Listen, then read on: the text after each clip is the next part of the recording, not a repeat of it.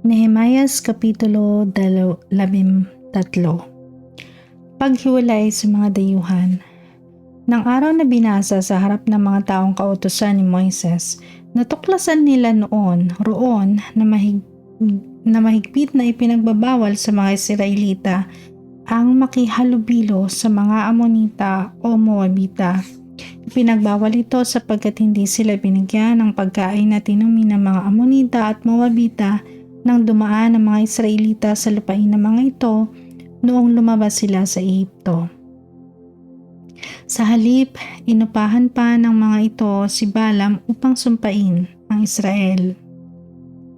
Subalit ang sumpang iyon ay ginawa ng Diyos natin na isang pagpapala. Nang ito'y marinig ng mga tao, pinalis nila ang mga dayuhan. Ang mga reformang ginawa ni Nehemias. Noon si Eliasib ang paring namamahala sa mga bodega sa templo. Maganda ang pakikitungo niya kay Tobias, palibhasa ay matagal na silang magkaibigan. Kaya't pinahintulutan ni Eliasib si Tobias na gamitin ang malaking silid sa templo. Ang silid na iyo'y taguan ng mga handog na pagkaing butil, insenso, mga kagamitan sa templo, mga handog para sa mga pari, 10 bahagi ng handog na butil, alak at langis na para sa mga Levita, sa mga awit at sa mga bantay sa templo. Habang nagaganap iyon, wala ako noon sa Jerusalem, sapagkat nang si Haring Artaxerxes, hari ng Babylonia ay nasa 32 taon ng paghahari, nagpunta ako sa kanya upang magulat. Hindi nagtagal at ako'y pinahintulutan niyang makabalik sa Jerusalem. Noon ko natuklasang binigyan pala ni Eliasib si Tobias ng silid sa loob ng templo. Labis ko itong ikinagalit at itinapon ko sa labas ang lahat ng kagamitan ni Tobias. Pagkatapos, inuutos kong linisin ang silid at ipabalik doon ang mga kagamitan sa templo pati ang handog ng pagkaing butil at insenso. Nalaman ko rin na ang mga Levita at ang mga awit sa templo ay umuwi na sa kanilang mga bukirin sapagkat hindi sila tumatanggap ng bahaging nauukol sa kanila. Nagalit ako sa mga namamahala at sinabi ko, "Bakit pinabayaan ninyo ang templo ng Diyos?" Kaya't pinabalik ko ang mga Levita at ang mga awit sa templo at muling pinatrabaho sa kanilang tungkulin. Dahil dito, ang lahat ng mamamayan ng Juda ay muling nagdala ng 10 bahagi ng kanilang mga inaning butil at langis at inipon ang mga ito sa mga bodega. Pinamahala ko ang paring si Selemias, si Zadok na dalubhasa sa kautusan at si Pedaias na isang Levita. Pinatulong ko sa kanila si Hanan, anak ni Zakur at apo ni Matanayas. Alam kong mapagkakatiwalaan sila na mamamahagi ng mga pangangailangan ng kanilang mga kasamahan.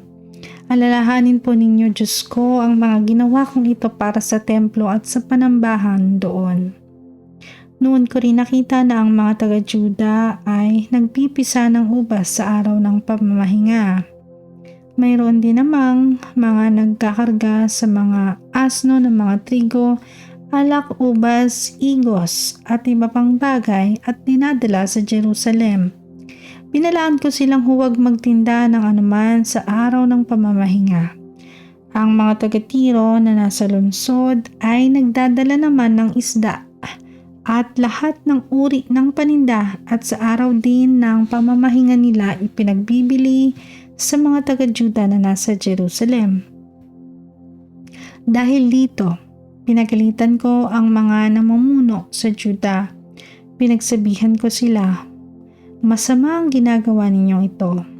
Nilalapastangan ninyo ang araw ng pamamahinga. Ito mismo ang dahilan, kaya pinarusahan ng Diyos ang inyong mga ninuno at winasak ang lungsod na ito. Lalo ninyong ginagalit ang Diyos sa ginagawa ninyong paglapastangan sa araw ng pamamahinga. Kaya tiniutos kong mula nooy, pagsapit ng araw ng pamamahinga, ang mga pintuan ng lungsod ay sarahan bago lumubog ang araw at huwag bubuksan hanggang hindi natatapos ang araw na iyon.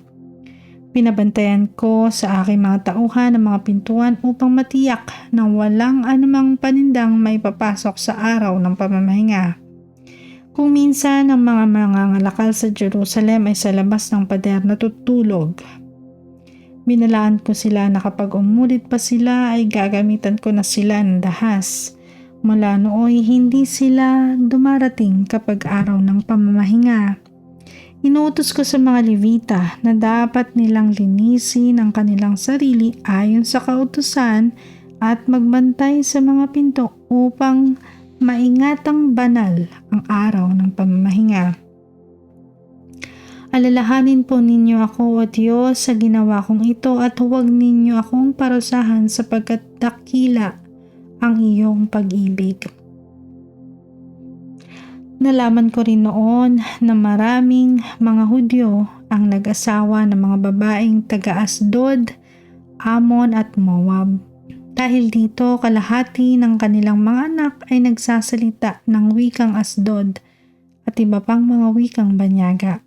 Ngunit hindi sila nakakapagsalita ng wika ng Juda. Pinagalitan ko ang mga kalalakihan. Isinumpa sila, pinalo at sinabunutan. Pagkatapos, pinapanumpa ko sila sa pangalan ng Diyos na sila at ang kanilang mga anak ay hindi na mag-aasawa ng mga dayuhan. Hindi ba iyan ang sanhi ng pagkakasala ni Solomon? Sinabi ko sa kanila, walang sino mang hari saan mang bansa na tulad niya. Mahal siya ng Diyos at ginawang hari sa buong Israel, subalit nagkasala siya dahil sa mga babaeng banyaga.